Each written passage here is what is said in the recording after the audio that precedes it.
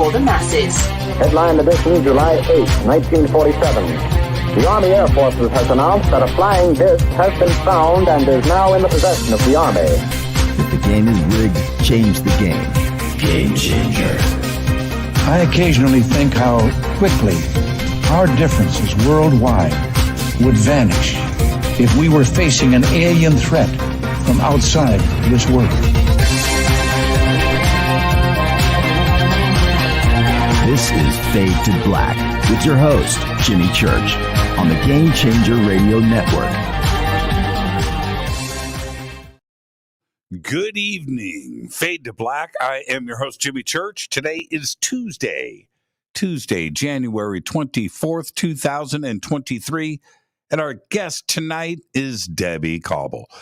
And Debbie has been on with us many times, and most of us know, maybe some of you don't, that she was the subject of Bud Hopkins' book, Intruders. And tonight we're going to talk about a lot of things. Debbie and I are just going to keep the conversation open. But I've titled the show Life After Intruders, which is a book that she and her sister wrote called Abducted. And, Contact Life Beyond Intruders. And we'll touch upon all of that tonight and so much more. There might be some ghost talk tonight if I can talk Debbie into it. And I would like to welcome back to Fade to Black, the one, the only Debbie Kauble. There she is. How you doing, young lady? All right. Thanks for having me. Don't seem so excited, Deb. Yay. Yay. Yeah. All the great conversations we have on the phone, yay team. And then, Yay. And now the show starts. You're like, yeah, okay. All right.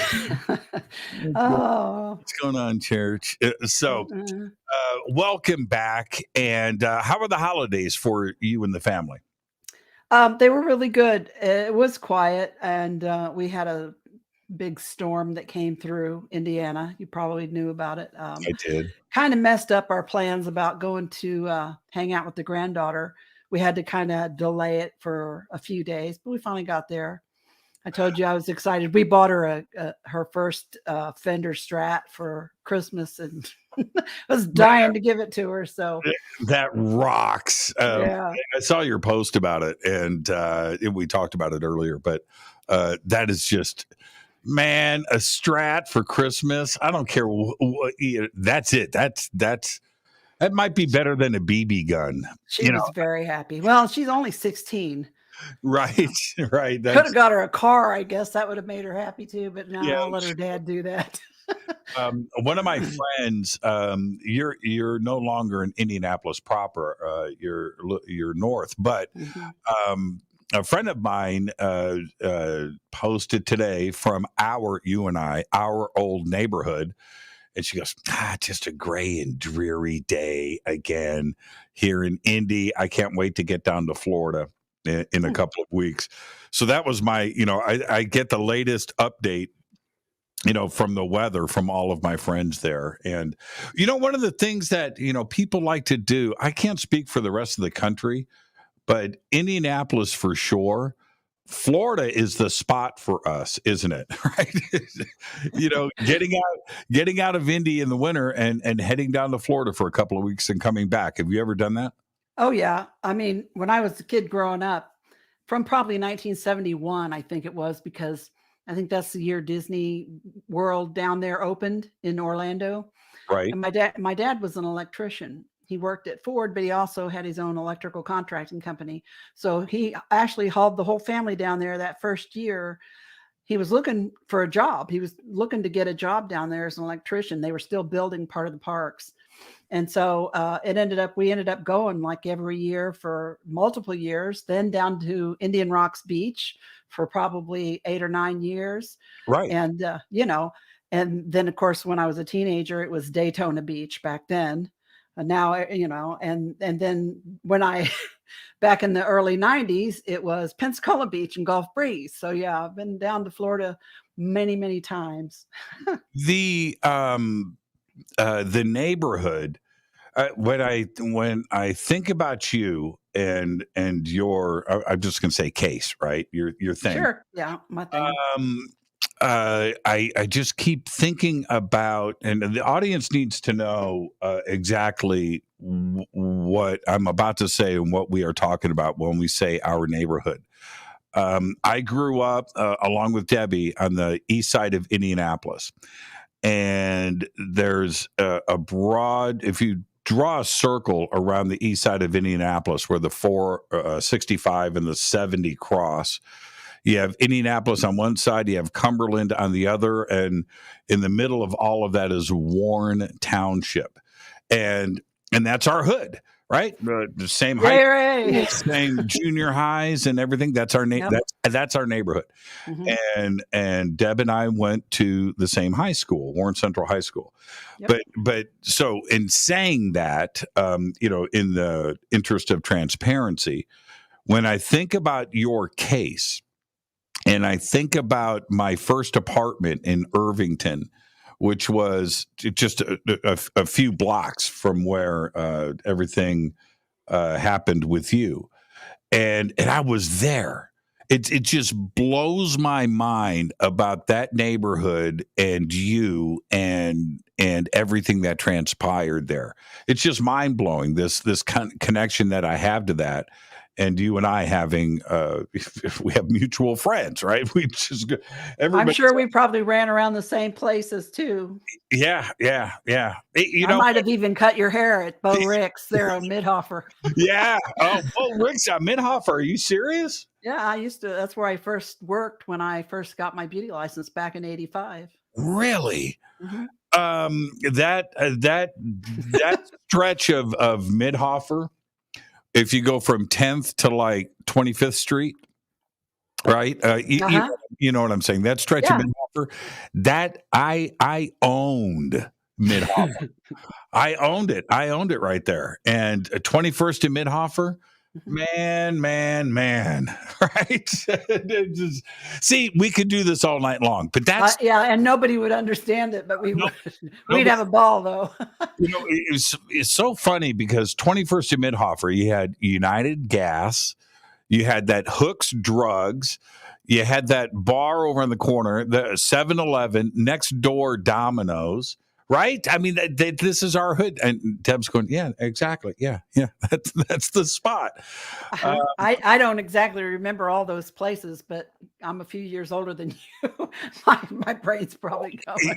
Yeah. So, but reflecting back on all of that, and then I want to also talk about how you reached out to Bud Hopkins, which you did in a fully analog, old school way. You wrote a letter, right? You put pen to paper. That evening when everything started, and that evening, which I want to briefly go through so everybody has a foundation of your story. That evening had just about everything involved with it. Right? Flying saucers, alien contact, ET, missing time, physical health, injuries, your family's involved, witness, everything that could have happened. The mark in the yard. Yeah, that's what I'm saying. Physical trace evidence. Everything was there. But when you woke up that morning before everything kicked off, did that day seem different to you?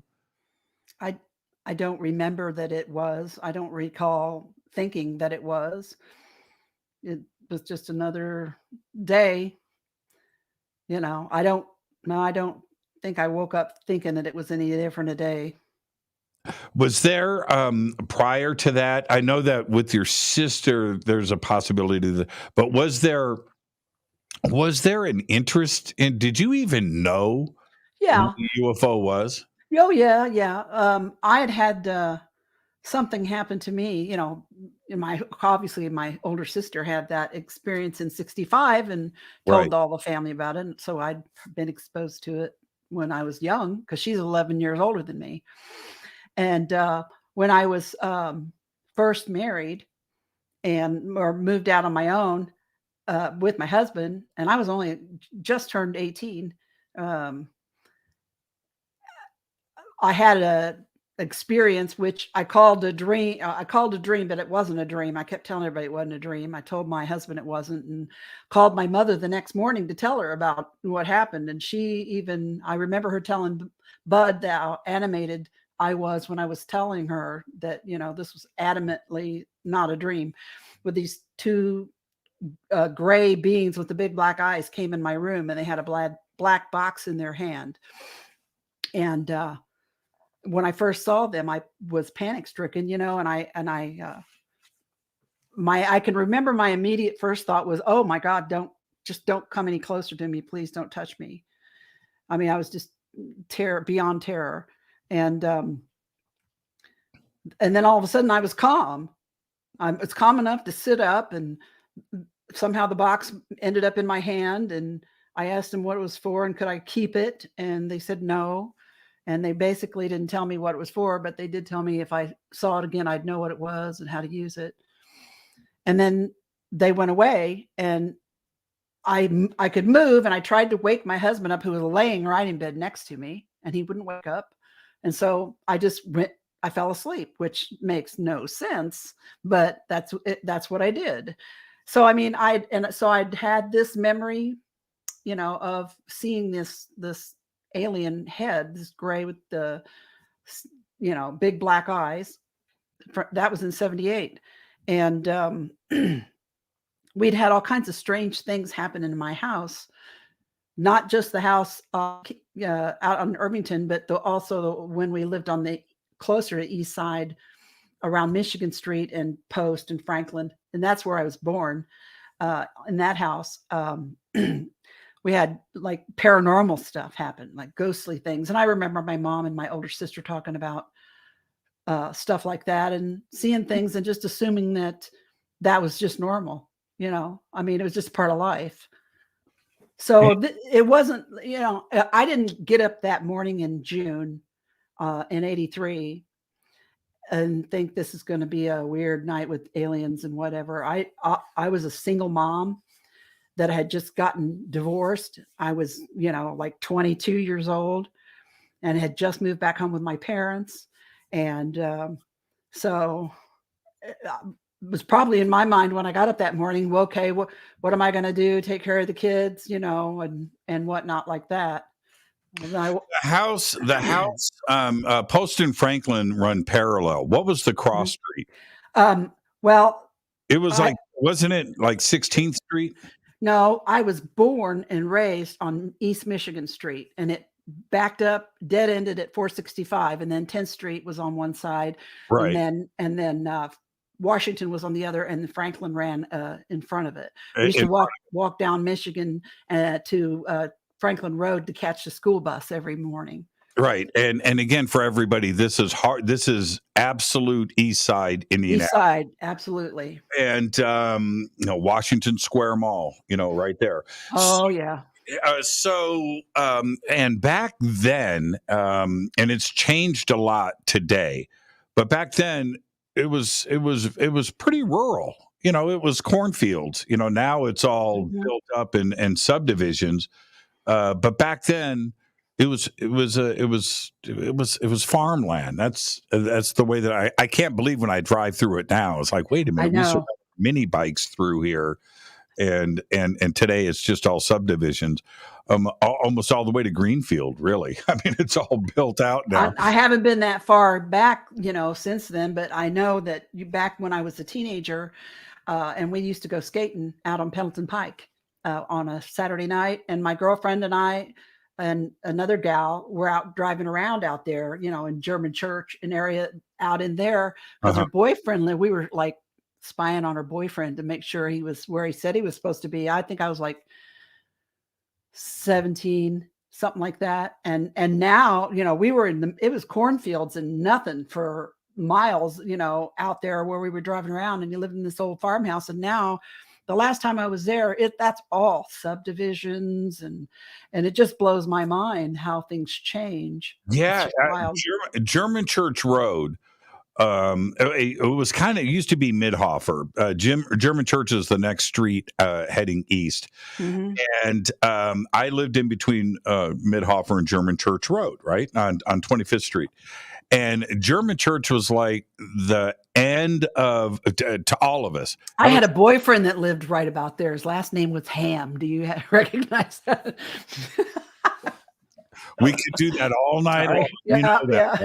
right? Okay, but German Church Road and east, that was the dividing line of like Indianapolis behind you, and in front of you was cornfields all the way to Ohio. Yeah. Right? It was like that. I mean, it was just and it's not like that anymore. It's all completely built out. Yeah. So now where June 30th, 1983 happened near Irvington, outer Irvington, we were still only 10 minutes from downtown Indianapolis. And even at 40 years ago, which I cannot believe that it's been almost 40 years, 40 years ago, Indianapolis still had a huge population. So, I mean, it was a really populated area where this happened. Yeah. And I lived right there. Irvington is a very small little, it's what, 10 blocks by 10 blocks or something. It's a very small part, but it's an older part of Indianapolis. Great place. And that's where I had my first apartment. And so I've looked at everything on a map.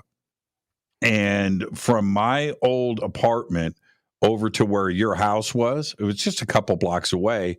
And I probably could have seen it happen if I was looking out my back window. And this area, because of where it is on the east side, is populated, and it's not, this isn't the country aspect that we're referring to now when we're talking about Indianapolis. And that craft came down and landed in your backyard.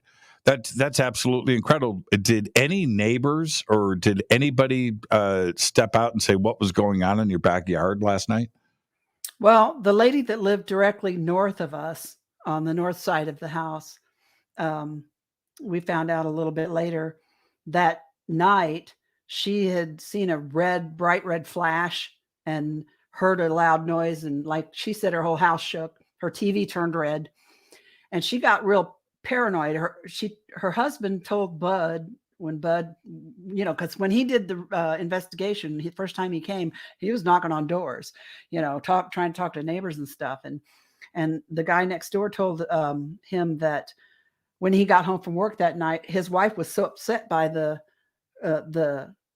sound of something that had this loud sound and the red flash, and she thought somebody was trying to get in her house and get her, and she was like hiding behind a couch or something when he got home from work.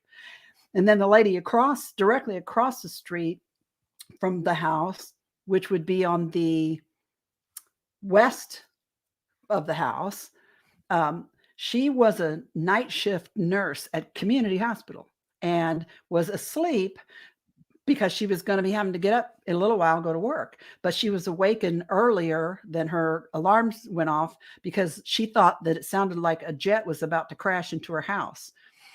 And it startled her. And I think I can't remember for sure, I think it had an effect on the electricity in her house. And I know that some of the clocks closest, in the front of the house stopped working. And then Bud had talked to a neighbor, a couple of houses down to the south, down the road a bit. And they didn't see anything that night, but they told him that they had seen strange stuff above the house several times since we had moved in there. And we didn't even know anything about that. And then like 20 some years after Intruders was published, Bud got a letter from a gal who lived the street behind us on Hunter Road. And she told him that her teenage sons at the time used to like to have their buddies come over on the weekend, and they would camp out in the garage. And the open garage door faced the back of our house. But there's a lot of wooded area and huge lots between our house and theirs, Mm-hmm. But she said one night, and she said she couldn't specifically say it was that exact day, but she knew it was around that same time frame. The boys came in hysterical, and they told her that they had seen dozens of basketball-sized white balls of light floating through the woods between our house and theirs. And they panicked and ran inside. And she told Bud that they never slept out in the garage again after that. And what Bud thought was odd, what we thought was odd, was that my mother that night, when she called me to come home, the reason that she'd called me was because she'd seen a ball of white light about the size of a basketball illuminate the bird feeder out in front of outside the kitchen window. And when she saw that light, that's when thought came into her head to call me that I needed to come home. So those are a few. And that's the way it would have. It would have to be that way. There's too many houses. There's too much going on for this event to happen in your backyard. That the neighbors there had to have seen or heard something. And so I guess everybody did, right? They did. Yeah. The next part that I want to touch on, because I want to get to a major part of this, but for everybody here to understand your case, when and you can jump in and fill in because you know the significant stuff, the important points, but you were physically, I'm going to use the word blinded. Okay. You came in your encounter with the craft and with what was going on and with the beings. You got a physical injury that is with you to this day. Did you have any idea when that went down how significant it was? We all see camera flashes, right? And we know it's going to pass. In your case, it's a life of a trauma injury and other things, of course, too, as well. But did you know at the time that it was going to be that severe? Well, I knew at the time I was in pain. When I first got hit with that ball of light as I came out of the garage door, and saw that bright white light, and like you said, it was like a flash bulb went off in front of me, and my eyes the vision was splotchy, so I had a hard time seeing. Later on that evening, when my friend and her daughter and I were in the swimming pool, my eyes started burning, and I noticed this white halo around all the lights that were outside. It was dark at that point. And I knew my eyes hurt, and I knew I felt sick to my stomach. And they actually felt kind of nauseated too, but their eyes weren't bothering them like mine were. The next morning when I woke up, my eyes were swelled completely shut. Right. And my mom took me to the emergency room. And the doctor, there was a doctor in the emergency room that happened to be an eye doctor, but he wanted my mom to take me across the street to his office so he could examine me. He had said he had better equipment to examine me in his office instead of in the ER. So my mom took me there. Why he was even there, I don't know. But, it took several weeks for my eyes to heal. In the meantime, the dog that had been out there with me that night started to have symptoms her teeth started falling out.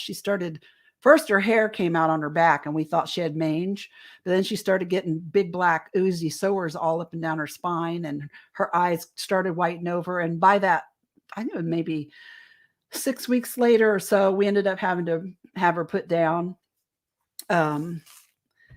And she had been out there with me that night. And I know the thought had crossed me in the back of my mind, I wonder if it had something to do with that night.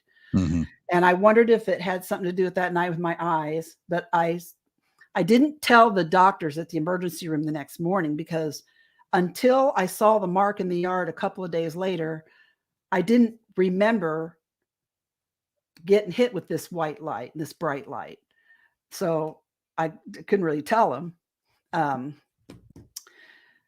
And now, when I was in my mid-30s, I was diagnosed with macular degeneration and cataracts. And I'm dilated every 6 months since then. And my macular degeneration is dry and stable. I take a bunch of stuff for it, lutein and Xanthol, or however you say that. Mm-hmm. But I had to have, finally, the cataracts got so bad that I had to have both my lenses removed and replaced. at a pretty young age, I think I had just hit 50, or maybe I was in my late 40s. I can't remember exactly, but it was in that area. And nobody else in my family had stuff like that early, before I did. And I always thought in the back of my mind that my eyes were never right after that night. For about a year afterwards, my eyes would all of a sudden they'd turn red and just water for no reason at all. And then it would go away. And that first year after that night, the glands in my neck would swell up and for no reason. And then they'd go away. I'd get little hivey rashes on my cheeks. I'd get stomach problems. It seemed like my immune system was shot. Everything that came into town, I caught. And of course, I had the sleeping problem, and I developed irregular heartbeats, which they checked me all out with that. And they called them PACs, premature atrial contractions. But they said that it was benign. That's what the word they used, that it probably wouldn't kill me. Of course, the only thing I heard was probably. Right. Right. But that's a pretty young age to start falling apart. I know. Yes. Because this happened, I was like 22 years old, something like that. You and I were talking about health. Well, we were talking about it all week, but yeah, I mean, at 22, you and I were talking. When you're that age, you're not scared of anything. You're in a different physical body when you're at the age of 22, and you're going to die. Yeah. Life lasts forever, and you get to a certain point in age, like, for me now, I'm 60, and you start to think about things that you never concerned yourself about when you were young. And here you are at the age of 22 after this encounter in the backyard. Things just came unraveled. Were you connecting the dots eventually? Like, you know what? I was fine before that date. After that date, everything seems to be happening at the same time. When I saw the dog start to fall apart and get sick, that's when it started to be a little bit of a nagging question in the back of my mind. Mm-hmm. And it's been that way for me ever since. I've had a lot of unusual things come up with my health in the last 5 years that most people don't ever encounter. And it always is in the back of my mind. Is this because of whatever I was exposed to? I don't know.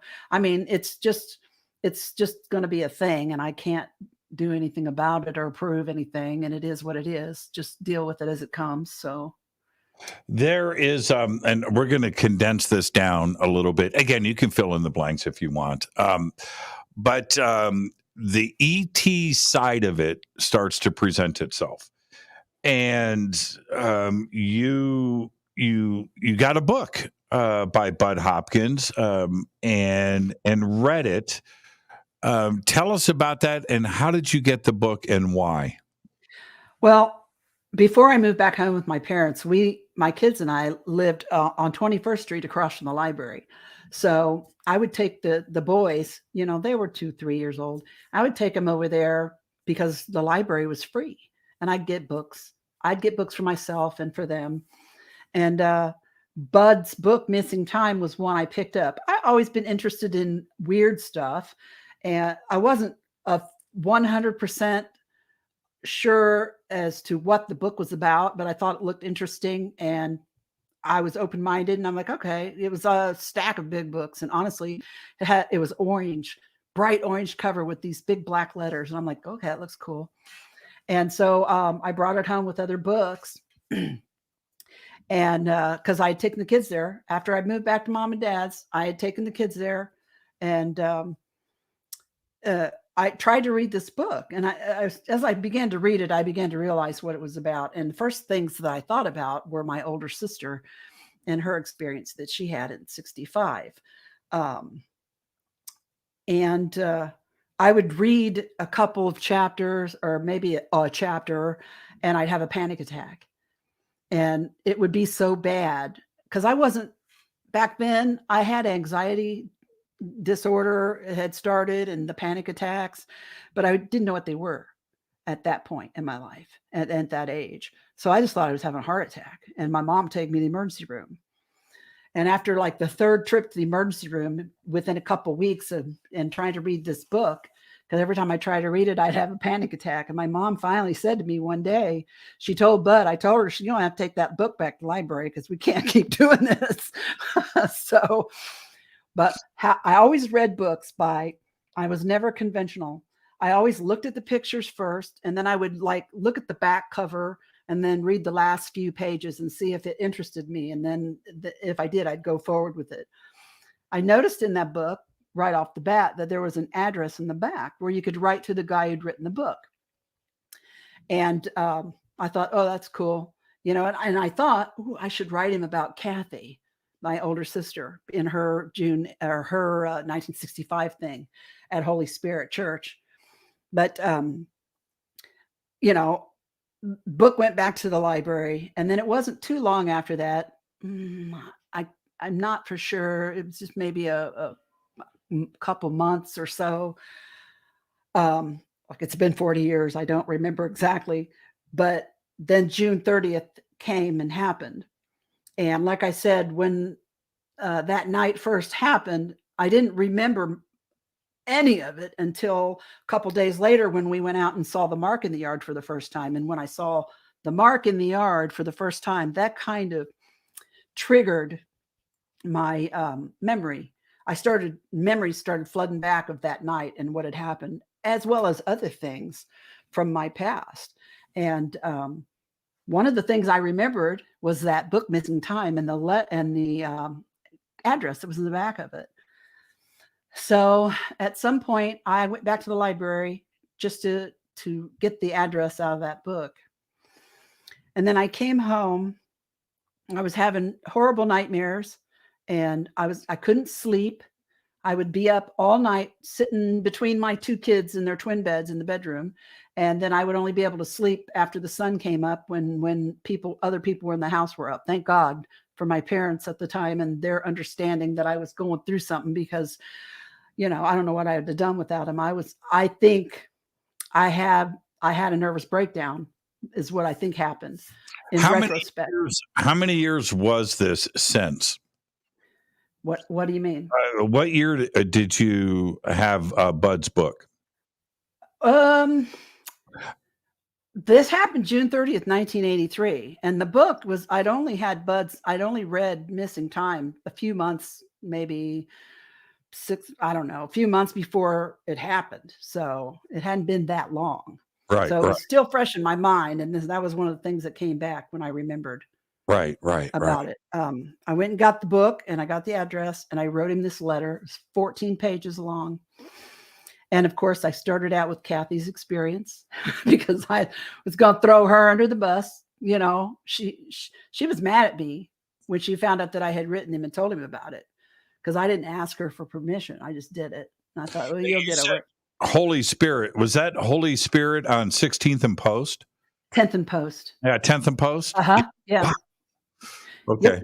That's the neighborhood church, everybody, just so you Mm-hmm. Okay, so you write Bud 14 pages. Mm-hmm. I took some Polaroids of the mark in the yard, and I told him the most of the 14 pages was Kathy's story, and then like the last couple pages, and oh, by the way, this happened not too long ago, and I'm not sure I know what to make of this, and here's what I remember, and then look at these pictures, and then I gave it to Mom. And I asked her to mail it for me. And then she told Bud later that she carried that letter around in her pocketbook for a couple weeks. She wasn't going to mail it. She didn't want to start something. She didn't want this to be out in public. But then she said I was mailing bills one day, because that's what you used to do. You made out checks and you went to the mailbox or the post office. They don't do it like that now. But she went to mail the bills one day, and she remembered that letter was in her purse. And she said, something in my mind said, you need to mail this letter for her. So she got it out and mailed it. And I'm not sure how long it took, because it was quite a while, like weeks and weeks. And all of a sudden I came home from being out one night with my friends. And my mom said, she was laying on the couch when I came in, and she goes, "Hey, you know that guy that wrote that book you wrote that letter to? He called tonight." I about passed out. Yeah, right. Immediately, I almost had a heart attack. And she said, this is before cell phones and whatnot. So a phone call to New York would be like a lot of money. And I'm like, well, can I call him? She says, you have my permission to call him back, but keep it like 3 minutes. So I called him, and I remember dialing the number, and my heart was beating in my throat. And I was thinking to myself, do I want to do this? Do I want to do this? Do I really want to know anything, And then he answered. And then he called me back. So, we talked for a few minutes, and he called me back so it wouldn't cost me any more money. And that was it. That's how that's how he made the connection. And then he decided, I believe I went to New York first. And that was weird because I had this fear of being lost. I've always had this as long as I can remember. And I never traveled anywhere by myself. And here and the New York City, just the thought of it scared me. I'm from Indiana. I've never been anywhere without my parents anyway. But I had a portable washer and dryer in my storage unit from when I moved back home with my parents, but I was saving my stuff, and I sold it to get enough money for a bus ticket to New York. And then about halfway to New York, it dawns on me, what the hell are you doing? You are on a bus to New York City by yourself. You don't know where you're going. You don't know what you're doing. You don't even know who you're meeting up. This guy could be an axe murderer. He wrote a book about aliens, for God's sake. What the hell is wrong with you? And I almost jumped off the bus, but I didn't. And, I ended up going to New York several times over the next couple years. And he came to Indianapolis several times. He interviewed my boss. He interviewed our neighbors. He interviewed my friends, our family. He knocked on doors. And when I went to New York, he made arrangements for me to have, it was a voice stress test. It wasn't like a lie detector test, but it was like sort of like that, only it was your voice. And I had psychological testing at, I think it was Columbia Hospital in New York. He had somebody donated either the time or money for it. It was verbal and written psychological testing. And then they did like a CAT scan, and they put these wires on my head to see if I had epilepsy or I had something wrong with my brain, And so he did all this. Let me jump in real quick. I just interrupted you, and I'm sorry about that. But okay.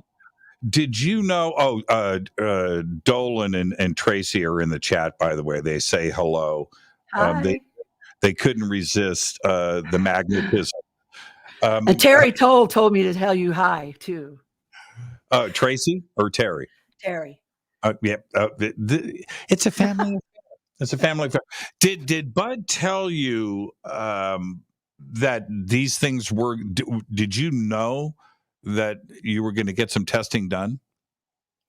Yeah, when I went there, he asked me if I wanted to, No, I mean over the phone before you left. Oh, yeah, it wasn't the first time I went. But the first time that I went to New York, he took me out of the bus station, straight to Dr. Clamar's office. That's the psychiatrist that he worked with. Right. And I thought, in retrospect, I thought probably it was much for him as me to make sure I wasn't coming in and being some kind of axe murderer, either. But she was very nice. But the rest of the stuff, when I went out there, that's what I went out for, so I knew ahead of time and I agreed to do it. So. Was this something that weighed down on you? I mean, it's one thing to have the experience and you've got the physical stuff going on, but now things are on another level, right? Were you handling this well? I'm sure you didn't expect this to. No, I did not. This kind of scrutiny. No, well, in the beginning, like when I coming home from New York for the first time on the bus, one of my first thoughts when I got on the bus was, oh my God, what have I done? And I was there was a thought in my head that, what if they, whoever they were, whatever they were, whatever it was that did this, what if they were pissed at me now because I told somebody? Right. And now I'm going back out into the middle of nowhere in BFE, and I'm going to be a sitting duck. And what if they come back and they're mad? You know what I mean? This sort of thing. No, I didn't do well with that in the beginning. As far as scrutiny goes, I wanted somebody. In the beginning, I was doing everything I could do that I could figure out what to do to try to explain it all. And so I welcomed Bud, and all the testing and all the people. And I even told the psychiatrist during the tests, I said, it's okay if you tell me I'm crazy. I'm good with that, because they make pills for that. And that means this will go away, and that's okay. So, I welcomed it. I went out and took samples of the stuff in the yard and the mark in the yard. And a matter of fact, 40 years later, I still have some that they survived the tornado in my mom's cedar chest. I still have some, Bud took some and did testing on it. Yeah. I welcomed anybody who could tell me what this was. All I could find were people that could tell me what it wasn't. Can we? I wanted to go back really quick. I know that we've talked about it before, but for the audience here, we kind of let the black box come and go, and we didn't stop on it, right? We did, but this was a really big deal.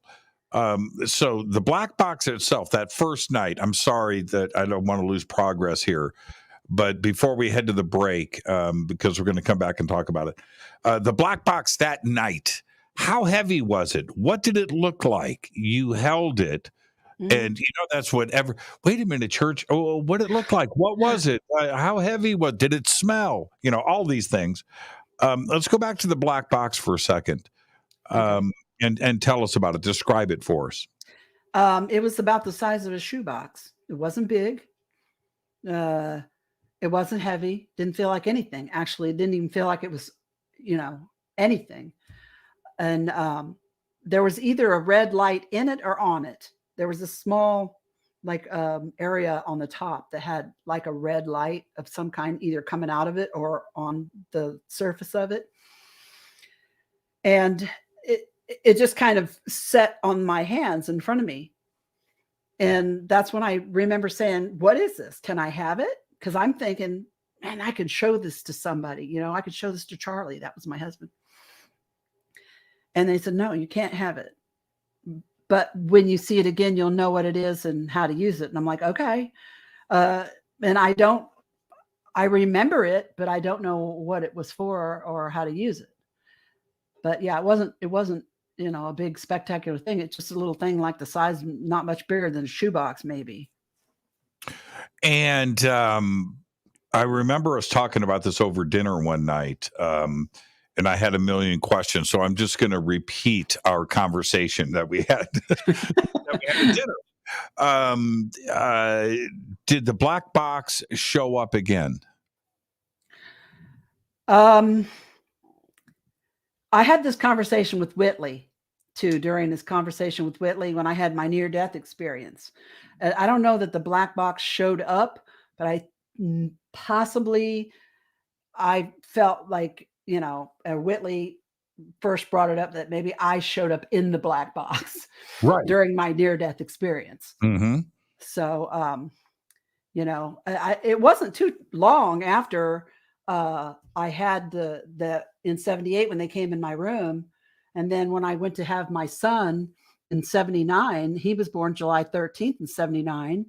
And that's when I had the near-death experience. And that's when I woke up, quote unquote, inside a box, and I tried to get out. It was a black box. And I didn't connect that until I was telling Whitley the story one time. And Whitley's like, it explains to me about ancient Egypt and the soul box. The soul box. And, and do you remember, and let's stay right here for a second on this, because all of us at the table that night, right? It was me, It was Dolan. It was Whitley, William Henry, Linda Moulton Howe. That was it, right? Was there somebody else? Was there? No, I think that was That was it, right? uh-huh. And this conversation went to Soulbox for the rest of the night, and we were all giving our ideas about this, and it was pretty profound. And it all matched up because everybody's got their own little take on it. But when we put it together, all of this, and started thinking about it, that what you were holding as a child quite possibly could have been yourself in your future. And that's why they said one day you'll know. Possibly. I don't know for sure, but and I never heard of a soul box or anything like that until Whitley started telling me about it, and William Henry explained some of it to me. He knows a lot about Egypt and stuff. And well, Linda wrote about it in her book, Soul Catchers and Soul Containers. It's weird stuff. It's just weird. Man. Weird stuff. Oh, just absolutely incredible. Okay, so everybody, that's the black box, and what may be the significance when they said you're going to find out later, and you'll know. Well, there you go. It's just absolutely incredible. Okay, so back to Bud. Okay. I know that you and Bud, worked together for quite a long time, and he was very comprehensive in his research. He takes it. He's an artist. He's a painter. He's this and that, but he takes this subject very, very seriously, very tirelessly. He wants the truth to come out on this. Was that a part of his life to you? Could you tell that how serious Bud was on this subject? Yeah, and I was surprised. I mean, when I went to New York, I stayed at his house, and thank God his wife at the time, April Kingsley, was very gracious. And her and I got along pretty good. She'd be like, I married an artist, not a UFO investigator. And I said to Bud one time, I said, why are you so into this? Why do you want to investigate this? And you're so deep and thorough and everything. And I said, did you have something happen to you? I mean, have you been abducted or something? And he's like, no, I haven't been abducted. But he did tell me a story about him and some friends were driving on the Cape back in the 60s, and they had a sighting. And I guess that just hooked him, piqued his interest. And Bud was an extremely intelligent person. And I find, and 40 years of talking about this publicly now, I find that a lot of people who are interested in this are very intelligent people and very curious. And, I don't know. I always kind of thought maybe there was more to his sighting on the Cape than just driving with some friends, but he insisted not, so I wasn't going. He's told that story many times, and he said it was real and very, very significant. Now, was he abducted? Was there missing time? Well, I've asked him that, and he said no. He always said no, but yeah, I think we all wondered about that. I still do. He's no longer with us, and he took that secret with him. But yeah, I think that. He pointed back to that sighting many times and talked about it, but he was very quick to say, but that was it. It was cool, but that's all, so I don't know. I think it was more significant. So, now let's move forward before we get to the break, because we're going to go into another direction when we come back, still about you and this case. But, when the book came out, he ran with a pseudonym, right? For you. Was that something that was discussed before the book was published, or was that his decision? No. First of all, we had to be talked into allowing him to write the book. And he came to the family and said, I think this is an important story, and I want to write a book about it so that other people can hear about the story. And my family and I were like, I don't know about that. I just wanted some help. I just wanted to have a normal life. I didn't want all this. And we sure didn't want a book. And, my attitude was at the time was who in their right mind wants to be famous for something like this? I'll pass. Thank you. I just want a normal life. That's all I've ever tried to hope for. But eventually we said, well, okay. One of the conditions was a pseudonym, because we already had people coming to the house. We had a couple of incidences where people came to the house once while we weren't home and were out messing around in that mark in the yard. And then one time Daddy was sitting in his window in the kitchen that looked over out the back, and somebody pulled up along the side and turned around and then pulled up, got out, jumped out, took pictures of the back of the house, jumped back in their car and left, and this was before there was even a book about it. This was before it was known publicly widely, and so it concerned us. And it was Bud's idea. He's like, well, how about if we use a pseudonym, not only for you and your names and your family, but your friends, and the street, the area that you live in. Copley Woods is a pseudonym. That's not an actual place. No, Copley Woods does not exist. No. So eventually we said, okay, yeah, Mom, because this had to be a whole family thing, because it wasn't just about me. It was about my mom, my sister, my kids, my dad was involved. It was a whole family. I was just a spokesperson. Yeah. Right. And you got the neighbors and everything else. Yeah. And Bud doing his due diligence. And all the neighbors that are talked about in the book, and the woman that I went and did the sewing and the cutting of the patterns for, all those are pseudonyms. Those are not their real names. I can understand all of that. And then, so the book comes out. The book is not only a hit and something that's been a part of my library for a very long time, but it becomes a very, very big deal. How long after that did you decide, you and Bud, to reveal who you were? Well, Bud left that up to me. And I had been going with him to conferences on occasion and speaking with him. I just get up on the stage for a couple minutes and tell my story. And I'd done some, back then when you had a book and a publishing company, they sent you on a press junket. So you went around and you did TV shows and all that stuff. And Bud asked me to come along, and I came on some of them. I went with him on some of them because, I felt obligated to. He spent 3 years of his life trying to help me. And so I felt like I needed to do this for him, to help him get this book out so that people would learn our story. And maybe people would have answers, that didn't hear it before. So I would do that. And in the course of doing that, I met a lot of people like me who had stories just like mine, and wilder even. And they all seemed like decent, good people that just were trying to figure out something weird in their life, and trying to find their way in this world and try to have a normal life and function and do, regular normal stuff. And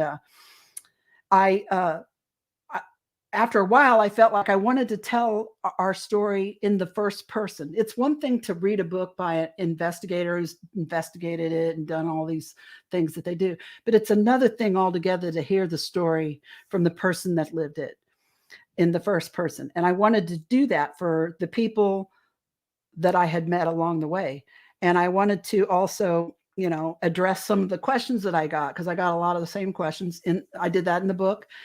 And that was the book that I wrote with my sister, Abducted. And then the second book that just came out a couple of years ago in August, that's Extraordinary Contact.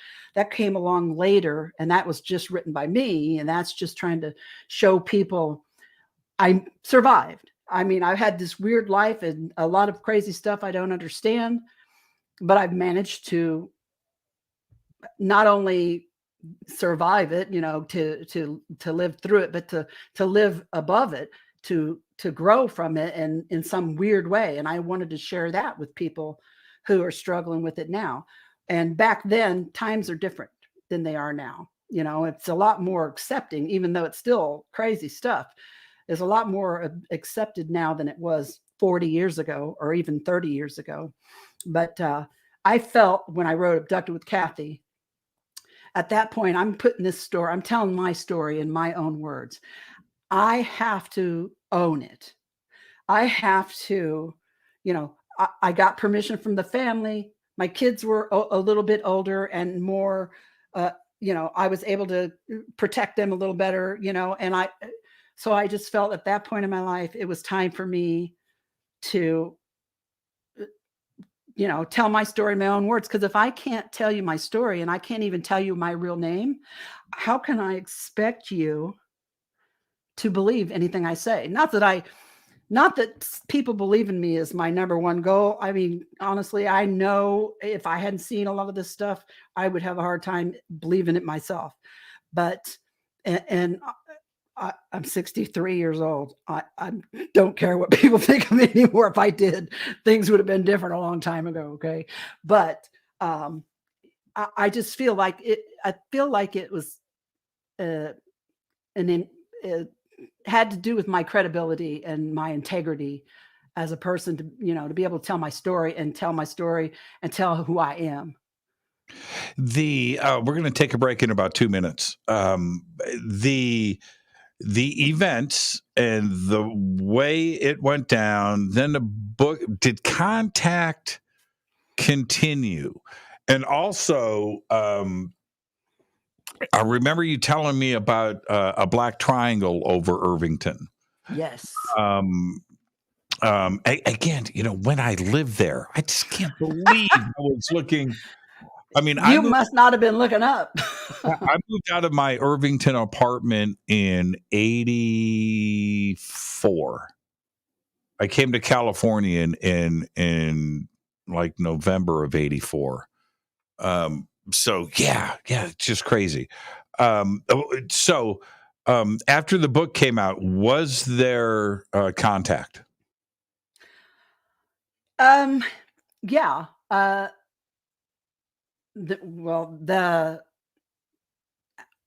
me think.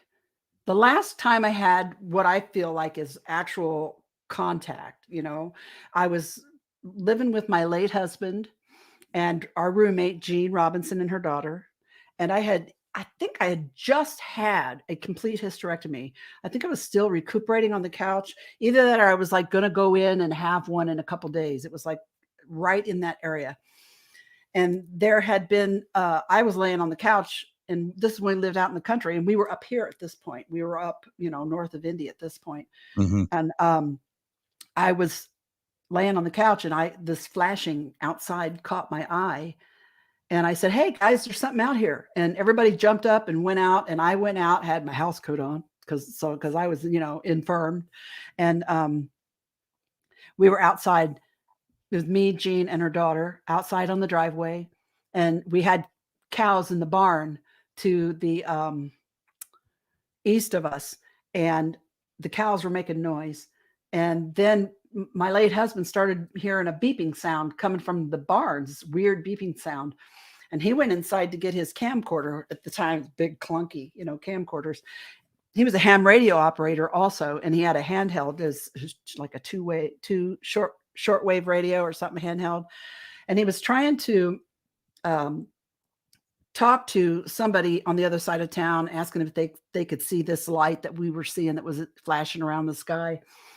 And I remember walking out to the end of the driveway, and Jean and her daughter were with me. And I saw something walk towards me down this country lane, no lights, it's out in the middle of nowhere, but there was like some moonlight or whatever you could see. This was Kokomo in that area? Yes, it was southeast of Kokomo, southeast side. Okay. Anyway, I was out in the country. I was looking down this country road in front of our old farmhouse, and I thought it was a deer looking at it straight on, coming at me down the edge of the road, but it was walking kind of weird. Its head looked bigger. And I said, "What is that in the road?" And you could hear me say that on the videotape. Yes. Yeah. And then you hear Jean go, "I don't know, what is that?" And then you hear Jean's daughter scream. And we could hear the beeping noises on the videotape. And then the next thing on the videotape, it's like 18 minutes later. It's 18 minutes. And this just jumble, Gus KO stopping the video and the end of it. But you could hear us having this incident out in the front. I don't know what happened. I don't even remember how we got back in the house. But I feel like that something happened that night. And that was the last night that anything I think really major physical happened. And of course, I wasn't alone. I had 3 other people with me, and they all had remembered it, so I don't know what that was. And like I said, that was right when I had my complete hysterectomy. And then, nothing major like that, except come around like 2006, the Kokomo boom happened. Yeah, Remember I was going to that? say everybody in Kokomo's had contact. You took the words out of my mouth. Okay. Yep. Go ahead. Do you have time? Oh. Yeah, we do. Yeah. Okay. Don't worry about it. Well, one of the ways that I try to deal with things that scare me is to learn as much about it as I can, because I feel knowledge is power, and the more powerful I feel, the less fear I feel. So back in the 90s, I took the test and became an investigator for MUFON in Indiana. And I did that for a long time. And I loved it. It was interesting. I tried to investigate my own, case right at the beginning. And so I kind of, had a propensity for that, I guess the word, I don't know what the word is. But anyway, then I dropped out because I had other stuff I had to do, and I'd gotten a job at GM and whatnot. I was coming home from my friend's house one night. She lived in Sharpsville and I lived in the south side of Kokomo. And I was driving down the side road and I saw these 3 lights, one pop in, one after another, and then until they were 3. They were orange, they were balls, and they were dancing around each other. They were quite large. They weren't very high in the sky. And it absolutely blew my mind. I actually pulled over on the road to get a better look at them, roll the windows down and watch them. And then they just popped and they were gone. And I freaked out and I tore ass home. I ran in the house. I remember getting out of the car and I was ducking as I was running up to the porch. Like, I don't know why I was ducking, is that, like they were going to come grab me. And I ran and told my husband. Of course, he looked at me like I was crazy. So I started carrying a camcorder with me because I was bound and determined to show him these things. And I knew they were around. I could feel them. Well, I think that was in March. By April of that year was the Kokomo boom.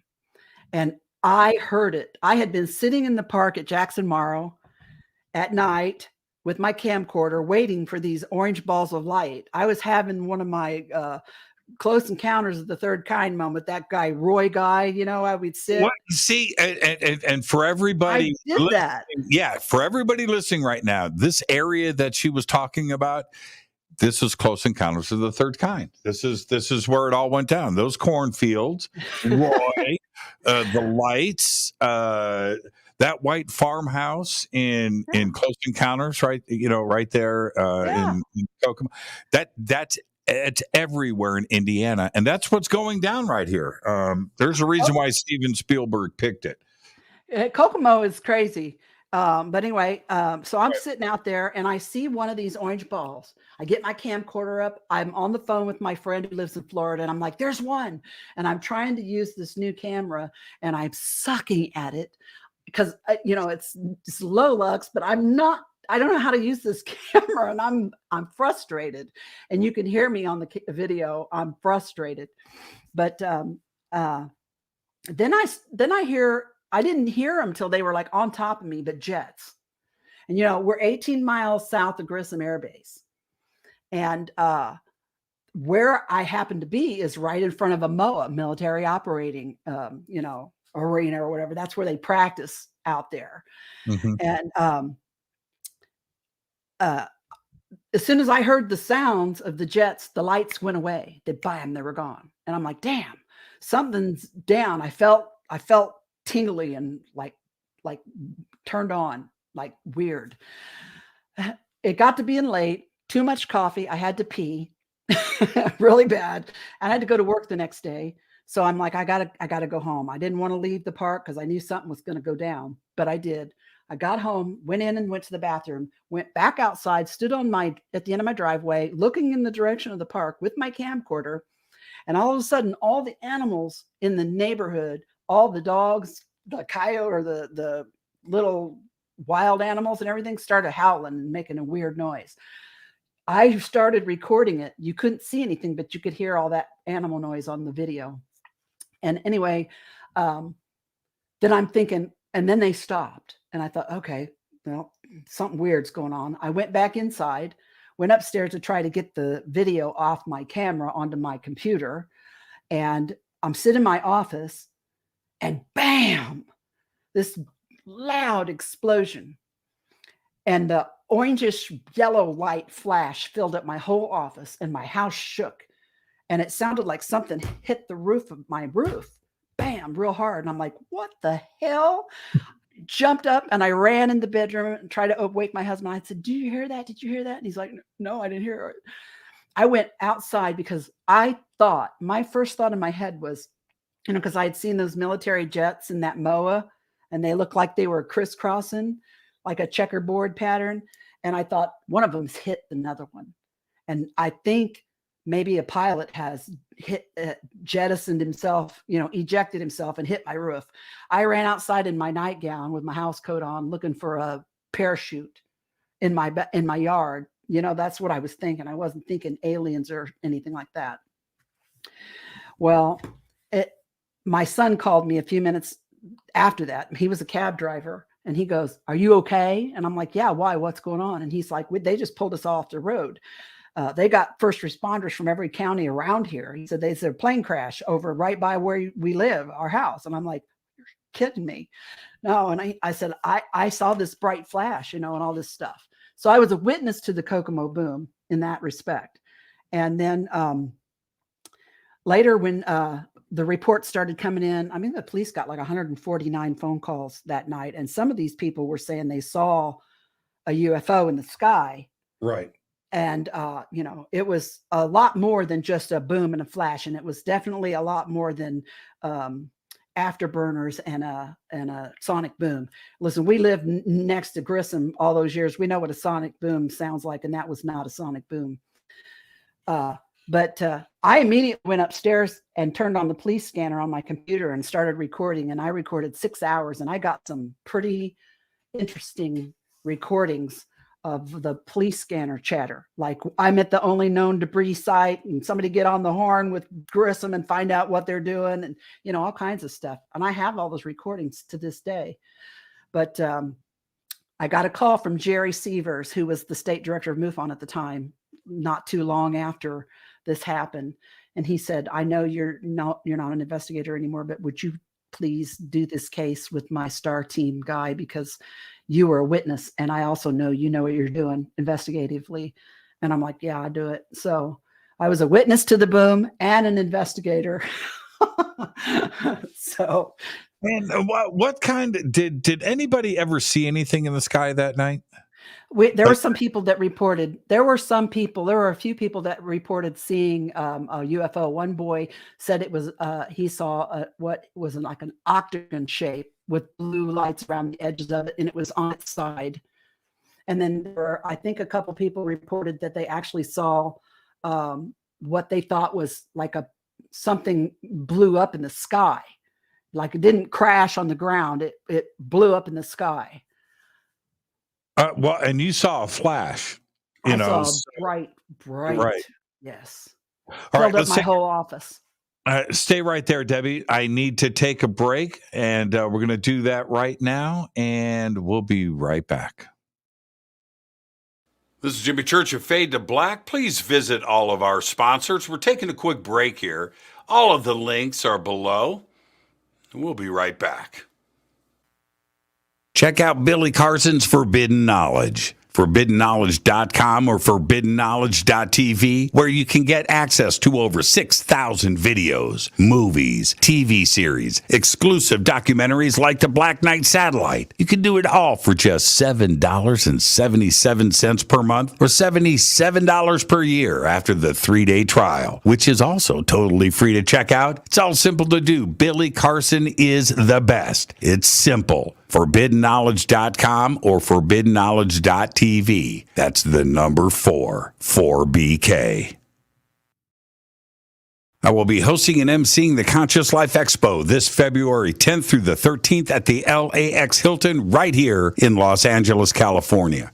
200 speakers, including Linda Moulton Howe, Bashar, Deborah King, George Norrie, Daniel Sheehan, Scott Walter Johnstone, and David Wolf. Over 200 vendors, special events. This is the biggest event of its kind on planet Earth. You've got to come and hang out with all of us. Tickets and info at ConsciousLifeExpo.com. The links are below. On Saturday, April 1st, that's right, April Fool's Day, 2023, I will be hosting the Parapod Festival at the Hyatt Regency right here in Valencia, California. It's a live one-day podcast awards. It's a film festival. It's a full-on media event. We're going to have sky watching. There's going to be a Lifetime Achievement Award presented to Linda Moulton Howe. Right now, you can submit your podcast, your film, your TV series, any of your paranormal media for consideration. You can do all of that on the links below. For info and tickets, go to parapodfilmfest.com. That's parapodfilmfest.com. April 7th through the 14th, 2023, I'll be hosting and presenting on the Hidden Secrets Seminar at Sea Cruise. From Los Angeles to the Mexican Riviera on the Navigator of the Seas. That's right, up top, a giant water slide. You've got to check out the Navigator of the Seas. It's amazing. We've got Scott Walter, Adam Apollo, Nick Pope, Brad Olson, Vivian Chauvet, Jason Shirka, Robert Grant, Ruben Langdon, and another 12 amazing speakers and presenters. It's all simple to do. Just visit divinetravels.com/Hidden Secrets 2023. You know you want to go on a cruise with me. River Moon Coffee, makers of the Fade to Black blend. Truly the best coffee on planet Earth. Just visit rivermoonwellness.com or their Amazon store. It's all simple to do. You can check out the Fade to Black blend, the Game Changer blend, or any of their Black Moon Wellness products. It's the only coffee I drink. It is the best, and it's Doc. Again, rivermoonwellness.com. All right. Welcome back. Fade to Black. I'm your host, Jimmy Church. Our guest tonight, one of my favorite people in the world, Debbie Kauble, is with us. And Debbie, can I just say this really quick? Oh, wait, I've got you muted. Oh, you unmuted yourself. You are so good. You are so good. I think that the audience, and I'm watching some of the responses tonight with this conversation, and so many are hearing you for the first time, right? Which is kind of extraordinary to me. But nonetheless, when I first met you and we were able to hang out for like a week, right? We had the best time ever. I remember turning to you that night and just said, you're the absolute coolest person I have ever met. And I just want to say that to you. Your life is just extraordinary. But you as a person, as a soul, I mean, you are the absolute coolest and never change. Well, it's too late now. It's too late now. You are. I'm too old now. I'm not changing. Thank you. That's very sweet. I appreciate it. I remember Richard Dolan and I, we were at the hotel, and Richard goes, I said to Richard, I said, Linda Moulton Howe is bringing Debbie Kauble to meet with us. and he lost. Are you kidding? Right? I was like, man, settle down. You don't understand. Richard. Yeah, you don't understand how cool she is. And so we sat outside waiting. Richard and I bonded over coffee and stuff in the Ozarks. We got picked up by the same limo driver at the airport when we went to speak at the Ozark UFO conference one year, and the guy kind of took us on a sidetrack drive. I mean, he got kind of at first was like, oh my God, he's going to take us out here into the woods and kill us. He took us to the convenience store for coffee, which we both, thank God, we wanted coffee. And then he showed us the most beautiful parts of Arkansas in the spring, and it was just gorgeous. And Richard and I kind of bonded during that time. And he wasn't wrong, you know. And so just thank you. You're just an incredible soul. Incredible. Well, thank you. I appreciate that. That's very kind. It's the neighborhood we grew up in. It's the Hoosier thing. I guess. The Hoosier thing. It's absolutely the Hoosier thing. You know what I do today? Now we're going to continue with the conversation. I am not making this up. You probably don't remember this, but there was a little mom and pop. I think they had like 2 or 3 locations, maybe, I don't know, called Noble Roman's Pizza. Oh, yeah. Oh, okay. And it was on 38th and Midhofer, right? And we lived behind it at that time before we moved further east up to 25th and Midhofer.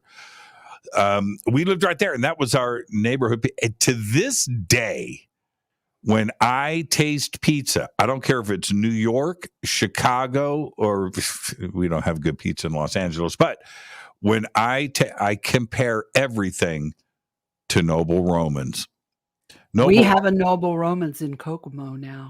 Oh, man. Next time you come to Indy, you got to come up here. I'll make you some tenderloins and we'll have Noble Roman's. At the same time. And then we'll both go to the hospital because we're going to So Noble Roman's is still around. Wow. That's just crazy to me. Anyway, with everything that is happening today, and of course, I'm talking about Navy videos and eyewitnesses and Congress and the Senate and Department of Defense and ODNI and, this craziness that we find ourselves in.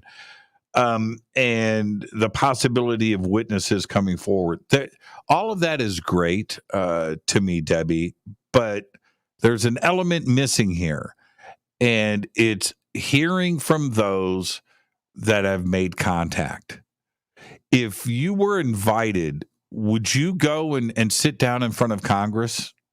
Yes, absolutely. I would tell them what I remember.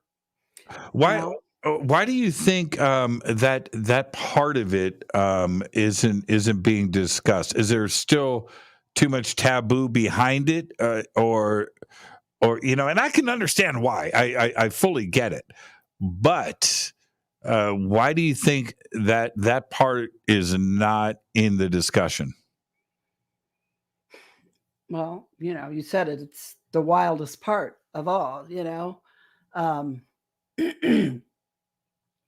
MUFON, the biggest investigative body, of this whole phenomenon for years and years and years, is still only wants the nuts and bolts part of it. I mean, it's very hard. It's very difficult to deal with the contact part. Although, I mean, like I said, I've had a lot of weird experiences. I personally think that almost everybody on the planet has had some weird experience somehow or another. They either have brushed it off and put it away and just not refuse to think about it anymore. I just happen to not be one of those kind of people. I can't do that.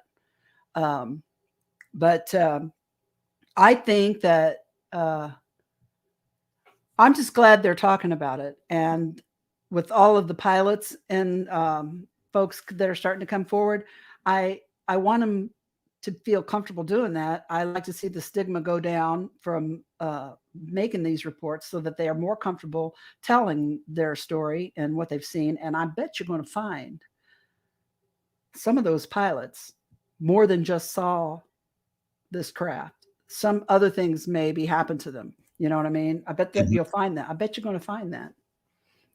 That's my gut, but. Yeah, I think that we were all happy in one regard for sure, but also pretty surprised that for the first time we've got members of the military stepping up, with these absolutely incredible incidents. And maybe they're just thinking baby steps, Right. They're trying to get people to just listen to the lights in the sky part of it and get used to that and accept that. And, accept that as a reality. And it's like baby steps, because honestly, I feel like the governments of the world, they know a whole lot more of what's going on than we think they do.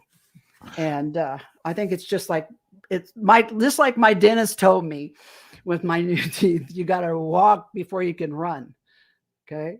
So this is their way of walking before they run. Do you think that the world handled it, when everything started to go public back in 2017? We keep going back to the word stigma, right? But yeah, it's getting better though. Right. The world didn't end, did it? Mm-mm. Right? Nobody freaked out. Mm-mm. No, we've come a long way since the War of the Worlds. And I think that the younger generation has been conditioned to accept these images in marketing and, television. And it's nothing to see aliens on TV. And even my granddaughter's 16, and she looked at me one day and said, "Nini, do you believe in aliens?" We don't talk about this whole stuff around her. She knows a little bit about it. I just looked, we were watching TV and the Ancient Aliens commercial came on or something, Right, right. And she looked over at me and she said, "Nini, do you believe in aliens?" I said, "Yeah." That's all I said. And she said, "Cool." She said, "Cool, so do I." You didn't say, "Come over here, I got a story to tell you." No, because I respect her parents' wishes, and they, for years when she was little, they didn't want anybody talking about it around her. And I respected that. We had the same rule when my boys were little, and, but she's 16 now. I'm like, she probably knows more than me. But, slipper intruders, Christmas gift, stocking stuffer, right? Yeah. Slipper intruders. But you can go to Walmart now and buy lunch boxes with aliens on them and T-shirts, and it's cool, and everybody thinks it's cool and all that. And back, 40 years ago, no, that's not what happened. So we've come a long way. And now, let's take it to the next level, though. Don't the contactees, abductees around the world, don't they deserve disclosure for them, that you said it yourself, that have kept it bottled up inside? They put it on a box and put it in the shelf, and put it in a box on the shelf and tuck it away because they can't discuss it. But if it goes a step further, then those out there that have had something bottled up, they can now talk about it. Well, yeah, of course they do. I mean, that's like the reason that I talk about it. That's the reason I do these things. That's the reason I do the other things that I do. That's the reason I wrote the books, because I want them to see somebody talking about it. Somebody that's could be your next door neighbor, somebody that works in the factory next to you in line. I want them to see that, and I want them to see that, my life isn't a shambles because of it, and I'm not a basket case because of it, at least not anymore. So I have to ask you about this. You mentioned factory. That area, everybody, that we're talking about, that part of Indianapolis, huge automotive industry. And is certainly back then everything from Chrysler and Delco and GE. This was that part of that's it. I mean, everybody I knew worked there, and so did you.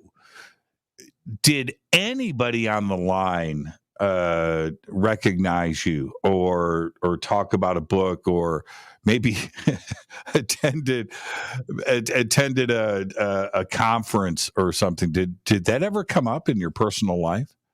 Every once in a while, of course, my husband worked in the same plant that I worked at. He was there 30 years before I even got there. And, he told a few people about me. And so when I actually ended up working there, they're like, oh, that's the UFO lady. And they'd look at me kind of funny. And I'm like, whatever, you don't know me, get to know me. But they got to know me, and they talked to me, and it wasn't something that we talked about every day. They realized that I was a decent human being and I knew how to do my job and I didn't bother people. And, they respected me. And then, as the years passed and it got more out there in the mainstream and shows like Ancient Aliens popped up and whatnot, I'd be in the break room and I'd hear a conversation. Somebody'd say something they'd seen on one of the shows about aliens, or UFOs. And people would ask me, do you believe in aliens? And I'd be like, yeah, I've seen them. I've seen, stuff. And then they want to tell me their story. They want to tell me what they saw, And so I dreaded it when I first started there 15 years ago, but, it wasn't. Look what somebody just posted. Are you ready? What? I'm going to pop this up. I just mentioned all the automobile plants, but are you ready? Yeah. Don't forget Western Electric. Oh my God. My mother-in-law worked at Western Electric there on Shadeland.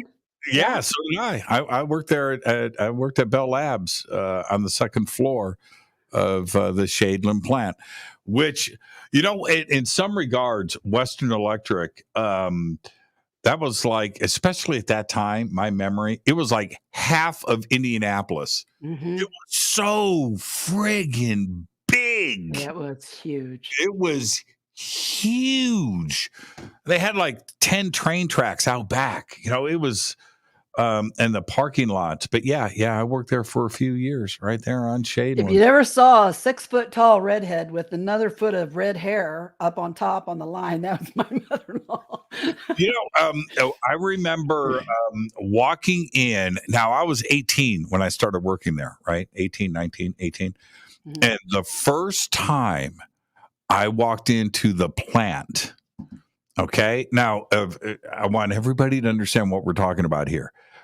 The telephones in use in the United States were all made in that factory. Yep. The biggest plastic injection molding plant in the world, right? And so I remember walking into that. I had never seen anything that big and that many people working at the same time. There was like 15, 20,000 people in there.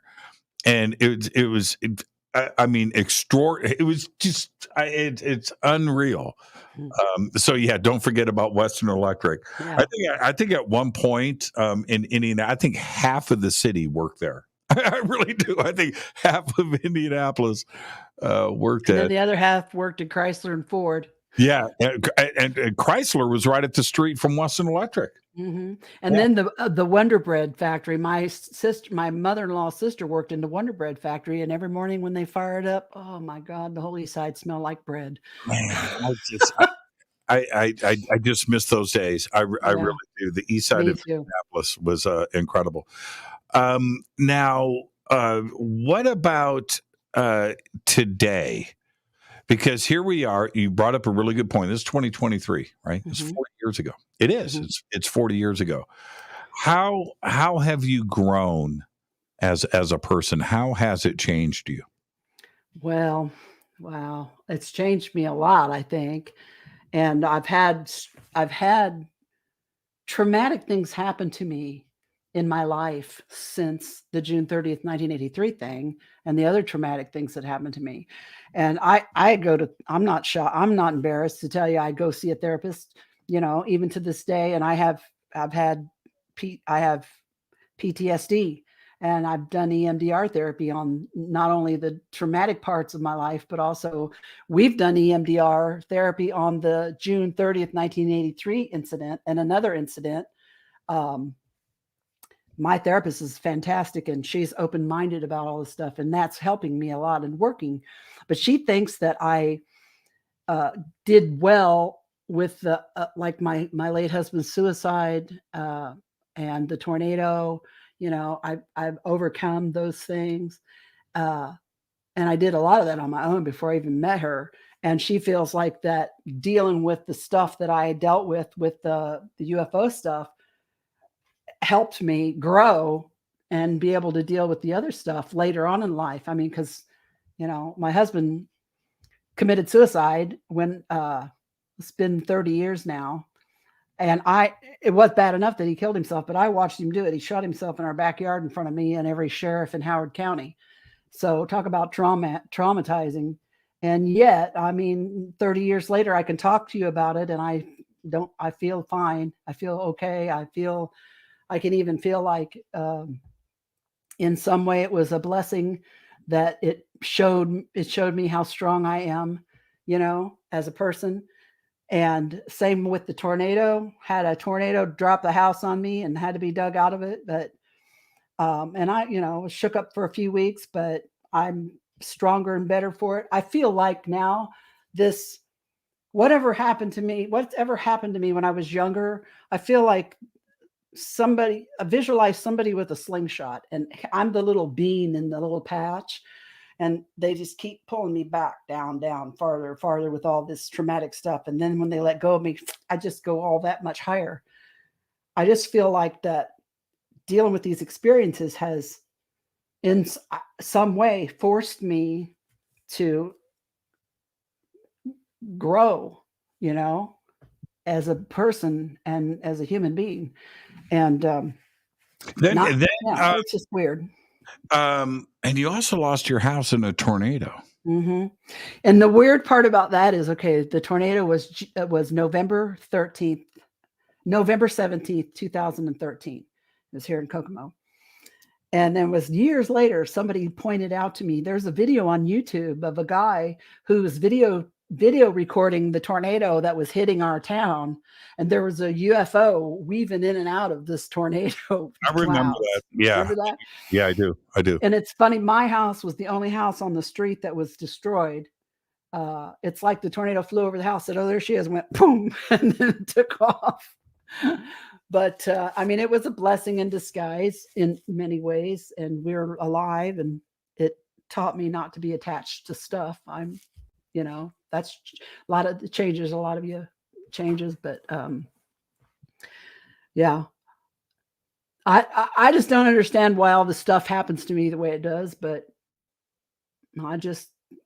sometimes I think, okay, who did I piss off before I got here that I got stuck with all this stuff? Right. And now this may seem like a strange question, but and I say, no matter the screwed up things in my past that have happened, and we all have stuff that we deal with, right? And would we go back and change anything? And there's a romantic side to time travel, with that. You go back and I wouldn't, because it has made me who I am. Exactly. It has made you who you are. You change one little thing, and you're not Debbie Kauble anymore. Right? Exactly. I've had many, many people over the years say, if you could have done your life over and not had that strange, weird stuff happen to you, would you do that? And I always say no. And because if it hadn't been for the June 30th, 1983 incident, I wouldn't have met Bud, who, not only did he help me get through all that, but he also exposed me to things that I would have never been exposed to, art in New York. I was able to travel and things like that I would have never had. I would have never met my husband. I would have never met my late husband. I would have never met my husband I have now. I would have never moved here.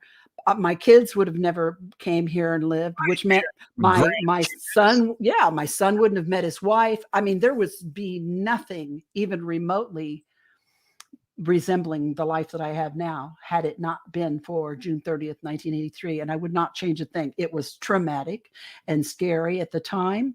And I still feel like it injured me and damaged my body in some way that I'm still probably going to pay for in the long run, but it made me stronger. It made me smarter. It made me make the choices. I made the choices in my life I made because of that experience. And I wouldn't have the life. So no, I would not change a thing. Now, just stay with me on this. You're probably, hopefully, you're going to go, yes, Jimmy, you're right. Yes. But here's the question. When recording, this is going to sound like left field to the audience, but Deb, you're going to get this. When recording EVPs, my favorite thing. Yeah. Do you think you've been enhanced? Do you think you are now a magnet to this stuff? I don't think I am, but the people that I used to be in the paranormal groups with, they called me the antenna. Yes. They thought I was. I think it's the intent that you go into it with. From the very beginning. I don't. I think you're a special person. I have plenty of friends with intent, including me, that get nothing. I'm wired. I think sometimes I wonder if some of the experiences that I had, especially the early ones when I was younger, didn't change the wiring in my brain somehow. Somebody just asked, okay, Deb, I'm going to let you handle this because I'll spend too much time doing it. Somebody just said, what are EVPs? I just assumed, so. That's the paranormal side of things. The EVP is an electronic voice phenomenon. And that's when people use, recording devices to record disembodied voices. Oftentimes you won't even hear them with your ears, but the electronics will pick it up. And I've gotten some really juicy ones. Yeah, you've got some really juicy ones. I do. Yeah. There's got to be a connection there. I feel there is. And I don't feel like I'm hearing or recording just ghosts, spirits of dead people. I personally feel, and I'm not 100% sure I know why I have these thoughts or feelings I do, but I feel like all around us is life, and that some of the things that I've been able to pick up with some of my digital equipment are actually maybe somebody in some other reality or dimension or something, that's never lived here, that's living somewhere else right now, that's not dead yet. I had an epiphany like 30 years ago, and I did my first EVP with my nephew. We sat in this quiet kitchen for 30 minutes and then played back the tape and listened to it. And on the tape, you could hear an old man's voice as clear as day. And he said, "Are the spirits listening?" And right behind it, quickly, it was like a child's voice that said, "Can I listen too?" And I looked at my nephew, Bill, and I had this epiphany. I'm like, oh my God, we're the spirits somewhere else and someone's listening to us. And that's when the veil just dropped from my mind and everything became clear. We have to be, I've talked to so many paranormal investigators about this. We have to be the ghost, the spirits to them, right? Because they're in another dimension, right? They're trying to pull us into focus, just like we're trying to reach out to them and pull them into focus. And I am sure that we scare the crap out of them, just like they scare the crap out of us. I think it's the same thing. Well, I'm not scared, but I know a lot of people are. I used to make fun of the young ones in our group when something would actually happen and they take off running. I'd be like, "Where are you going? Isn't this what you came for? Sit yourself down and shut up." My house is completely haunted, right? And the one you're in now? Yeah. And I, honestly, Deb, and I say this all the time, I seriously don't give a crap anymore. Because I was like, man, what? And it gets to, it'll grind you down, one. And two, if I wanted to get freaked out about it, then I would freak myself out about it. And I don't know if there's any coming back. So I don't. But just last night, this has happened a lot, but I'm talking about last night, not last week. Last night, I'm in bed. I've got my iPad on my lap. Nothing is on. TV is off, right? And I'm reading. House is dead quiet. It's midnight-ish, right? 11:30, midnight.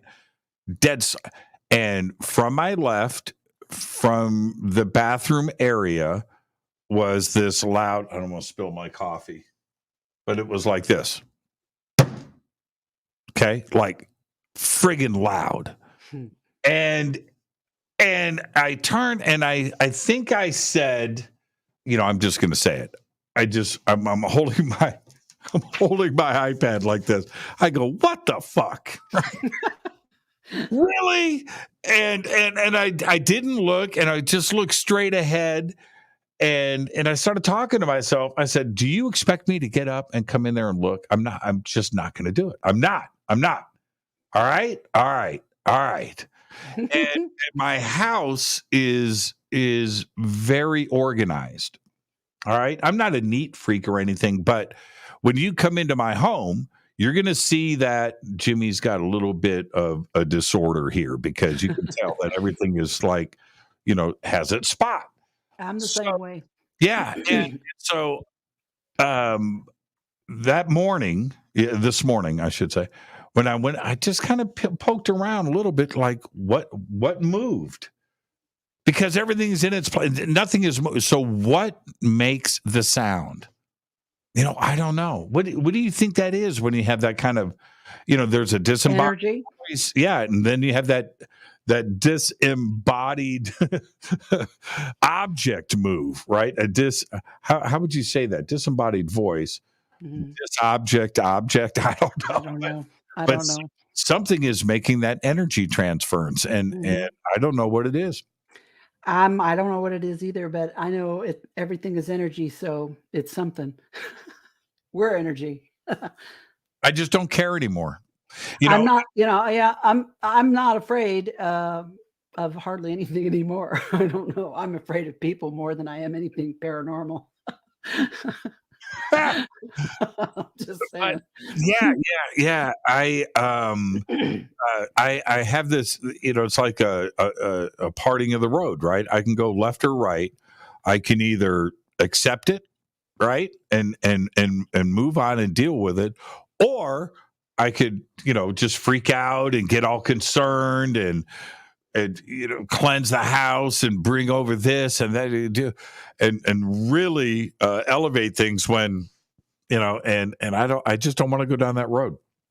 So and then, some people just, they refuse to even think that it's anything other than, well, it has to be something, I don't know what it is, and just shut down their mind, and they don't, allow for anything else. So there's a third fork there's a third tongue in the fork, I guess. Yeah. That's what they're called, right? Tongs? Tang, I don't know. Tongs. But when, I think that everybody listening to us, including you right now, knows or remembers their grandparents, talking about the ghosts in their house growing up. And, that's just our ghost. Ignore that. That's just our ghost. And they were dealing with it the same way that I am now. Did you have that growing up too? Did your grandparents go, that's just our ghost? Well, I never knew my grandparents because they were all dead before I was born. Well, except for my one grandmother. But I was never around her very much. But my parents did. I mean, I remember a long time, my mom making a comment, mostly my mom making a comment, well, that's the ghost, she goes, it ain't going to hurt nobody. It don't hurt you. It's just hanging around. I'm like, well, okay, that's fine. As long as you don't burn my house down, you can stay here all you want. I don't care. Have you ever seen a ghost or something you can't explain? I've got video of something that peeked around a corner and during an investigation that my little group did. You told me about that. Tell everybody about this. I remember this. We did a private investigation, and It was here in Kokomo, and it was in one of the old houses down on Sycamore, but we had set our camera up in a room, and it was looking into another room, and there was like a doorway. It was kind of looking into the doorway, and the video, you see a mist in the shape of a head and a part of a shoulder comes around the corner. It sees our camera, and then it backs up. It goes back behind the thing, and we caught that. That was pretty cool. And we've had conversations with stuff with our K2 meters and our trimeters, where we would ask yes or no questions and, make the lights flicker twice for yes and once for no or whatever. And it would actually do it. And then I remember one time we did an investigation at the Atlanta Hotel in Atlanta, Indiana. And, or was it the Atlanta? I can't remember the Rhodes Hotel in Atlanta, Indiana. And we were in the preacher's room back there we were doing an EVP session, and we heard footsteps. It sounded like a child running down the hall, wooden floor, towards the room we were in. Everybody heard it. It was clear and loud as a bell. And when we got up to look out there, and there was nothing in the hallway, but one of the reports that people used to have in that house was a little kid that would play ball up and down the hall. And we captured the sound of the running up and down the hallway. We even captured the sound of a cat meowing over and over again. And there wasn't any cats in the house or around the house. The owners didn't have a cat. I find, I think that everything is just connected. Oh, yeah. We're talking about ghosts or spirits or voices or UFOs it seems to me there's just another dimension in front of us that exists that we are not 100% aware of. We're only aware of it when the frequencies cross. Here's my thought on human brains.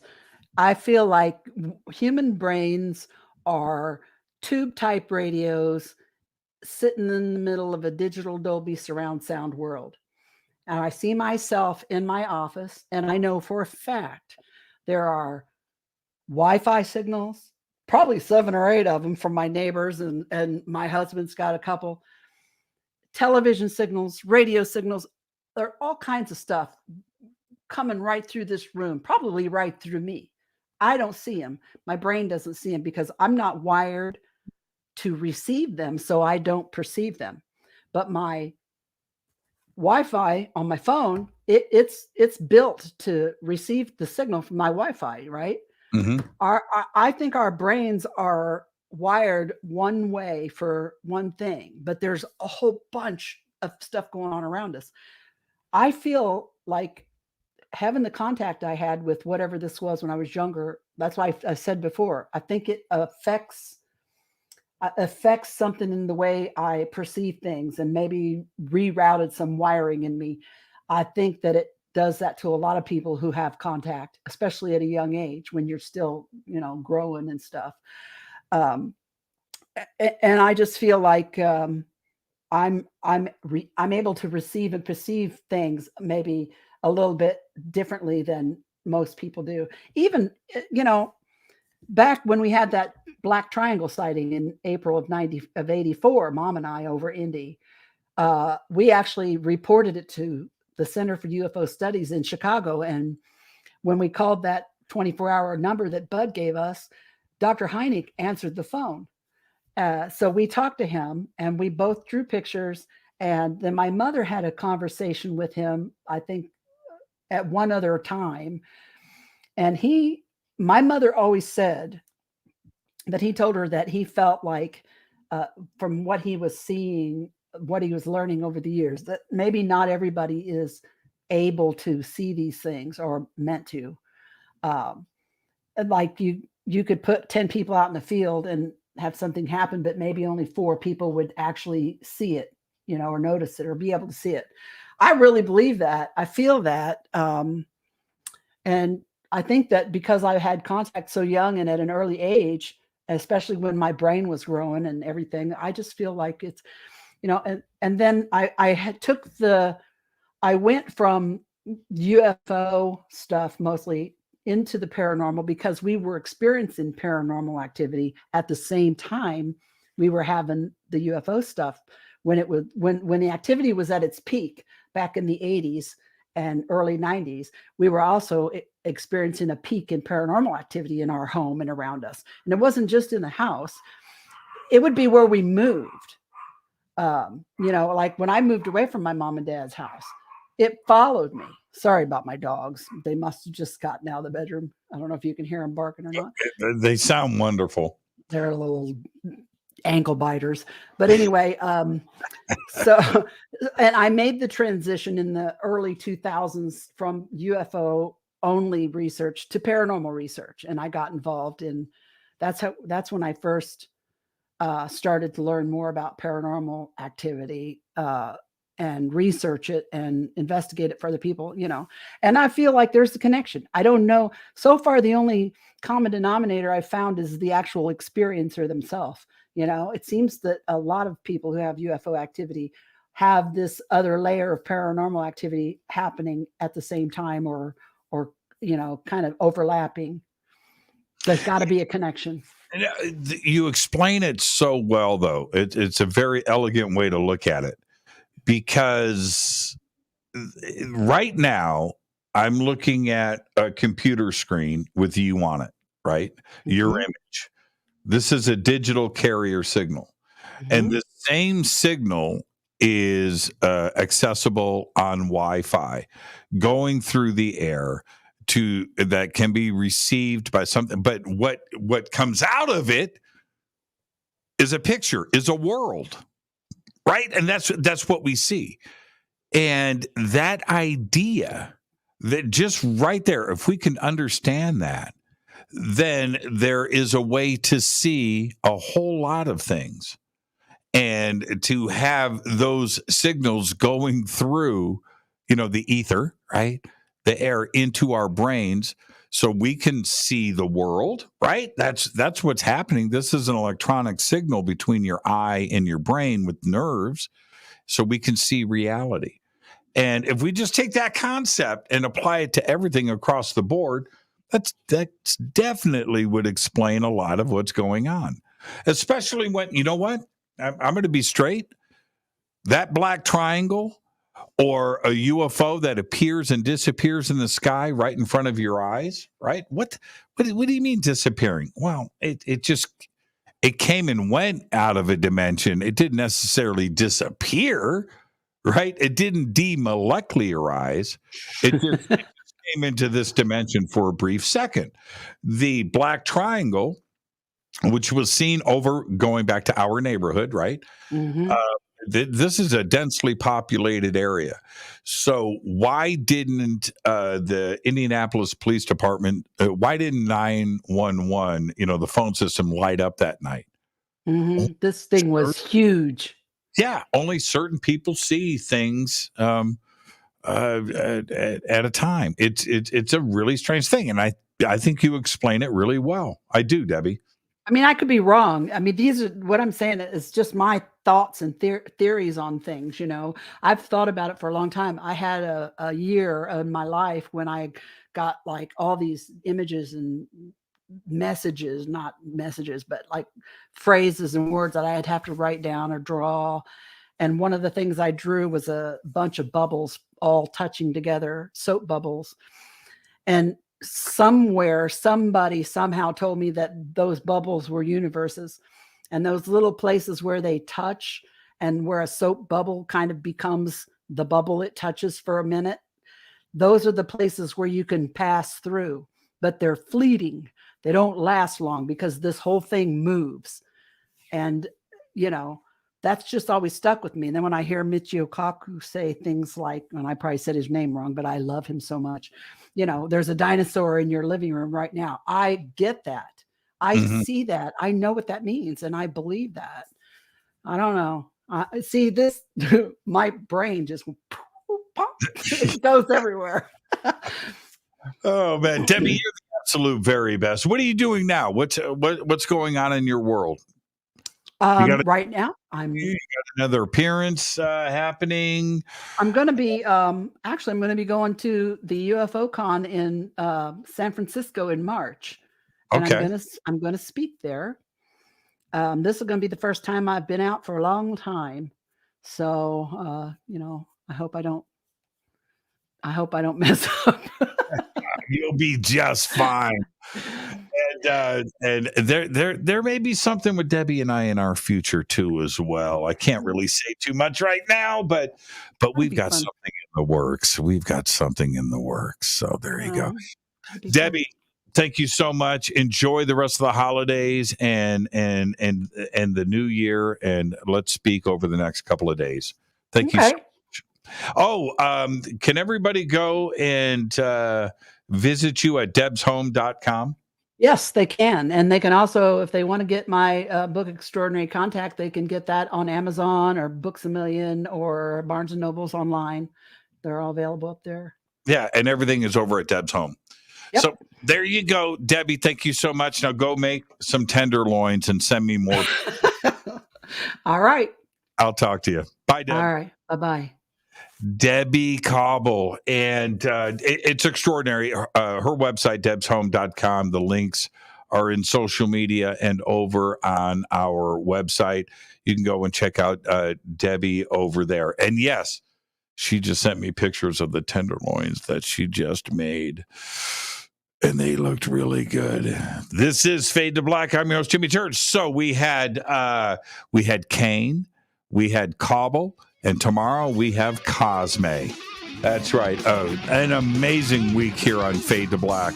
So tomorrow night, Sarah Breskman Cosme is with us.